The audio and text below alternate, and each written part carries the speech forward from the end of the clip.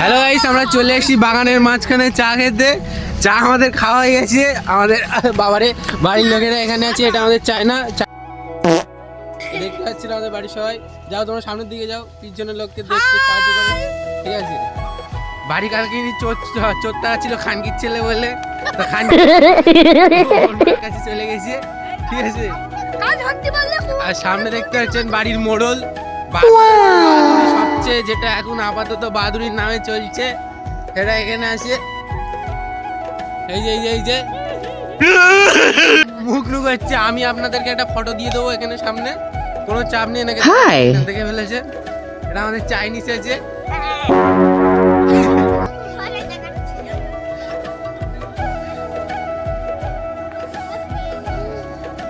দেখেন আমরা বেগুন দেখতে পাচ্ছেন, আপনারা তো কোনোদিন দেখিনি।